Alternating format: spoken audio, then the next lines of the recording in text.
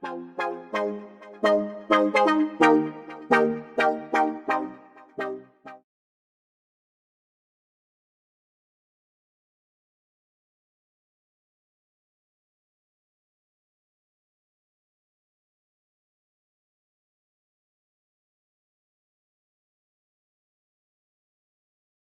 menurut Ibn Khaldun bermaksud tahap kemajuan sesebuah kehidupan, manakala badawah merupakan kemunduran atau kehidupan badui. Ibn Khaldun turut menggunakan istilah umran yang bermaksud pembangunan. Pada kurun ke-20 Masihi, munculnya perkataan tamadun dan madaniyah. Istilah madaniyah bermaksud bandar atau kota yang merupakan salah satu asas dan tempat perkembangan bagi sesebuah tamadun, dan istilah ini berasal dari Madinah yang ditafsir oleh Muhammad Abduh. Istilah tamadun menurut Syekh Muhammad Naqib Al-Atas bermaksud kehidupan seseorang insan yang telah mencapai taraf kehalusan tata sila dan kebudayaan yang luhur bagi seluruh masyarakat. Interaksi merupakan silang budaya yang menjadi satu fenomena pembentukan kehidupan dan budaya baru yang terbentuk daripada pertembungan dua budaya daripada identiti yang berbeza. Peradaban menurut Malik bin Nabi adalah daripada kesatuan sifat moral dan kebendaan yang dapat membawa sebuah masyarakat dan memberi setiap individu dalam masyarakat tersebut segala keperluan sosial untuk kemajuan. Tahap kemajuan bukan diukur dari segi perkembangan ekonomi dan teknologi sesebuah tamadun sahaja, malah lebih memfokuskan kepada pembangunan moral yang lebih penting daripada teknologi dan ekonomi. Istilah etika berasal daripada perkataan Yunani kuno, iaitu ethos, yang bermaksud pengertian kepada adat, akhlak, kepribadian dan watak. Etika juga dikenali sebagai beberapa peraturan yang telah ditetapkan untuk dipatuhi oleh individu dalam sesuatu bidang seperti dalam bidang perubatan yang disebut sebagai etika dalam perubatan.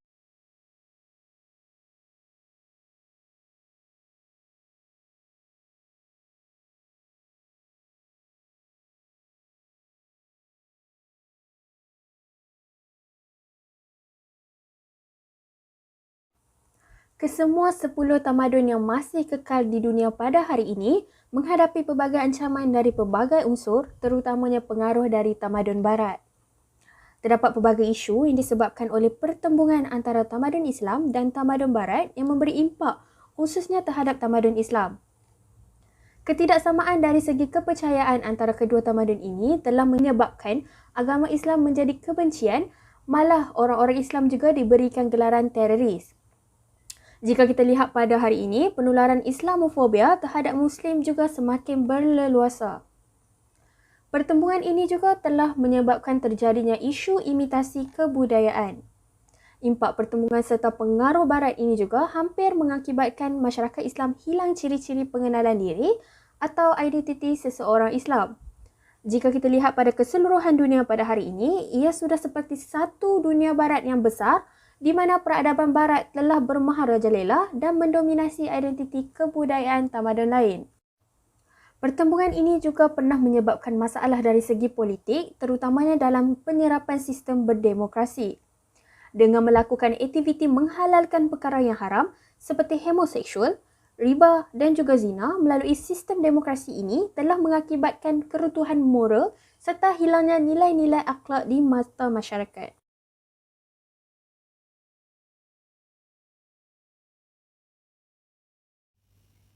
Antara objektif kertas kerja ini adalah untuk mendefinisikan sejarah tamadun Islam ataupun bagaimana pemahaman tamadun Islam itu digambarkan.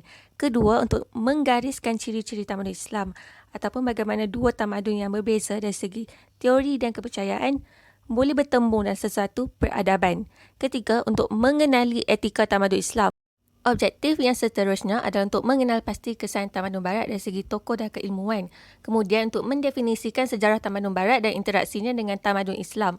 Ketiga, untuk menggariskan ciri-ciri tamadun barat. Objektif seterusnya adalah untuk mengenali etika tamadun barat seperti sumber-sumbernya. Kemudian untuk mengetahui keistimewaan tamadun Islam dan untuk mengetahui keistimewaan tamadun Islam dibandingkan dengan tamadun lain.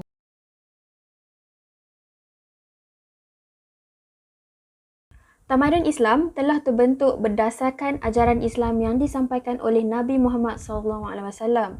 Secara ringkasnya, ciri-ciri yang terdapat pada tamadun ini merupakan tamadun yang bersifat transcendent, universal dan juga seimbang. Dalam tamadun Islam, etika merupakan satu tuntutan utama yang penting dalam kehidupan beragama sehinggakan tamadun ini memberikan kedudukan yang tinggi kepada masyarakatnya yang beretika. Kemunculan tamadun Islam ini juga dikatakan telah memainkan peranan penting sebagai alat utama dalam proses transformasi Barat, iaitu semasa mengeluarkan Eropah dari zaman kegelapan menuju ke era kemodenan. Secara keseluruhannya, tamadun Barat mengalami 3 zaman, iaitu zaman klasik, zaman kegelapan dan zaman moden. Sifat-sifat tamadun Barat dikatakan mempunyai matlamat untuk memenuhi kepuasan diri semata-mata melalui pelbagai ideologi mereka. Salah satu teori yang etika yang diperkenalkan oleh tamadun ini ialah utilitarianisme, di mana sesuatu tindakan yang diambil oleh masyarakatnya akan dianggap betul atau beretika sekiranya ia dapat memberi kebaikan atau impak positif kepada orang lain. Kewujudan tamadun ini telah berjaya melonjakkan negara-negara Barat sebagai peneraju dunia yang menguasai bidang sains dan teknologi, ekonomi dan kebudayaan pada masa kini. Keistimewaan tamadun Islam yang dapat kita perolehi melalui hasil kajian ini ialah agama Islam merupakan satu-satunya agama yang berjaya mewujudkan sebuah tamadun dalam erti kata yang sebenar.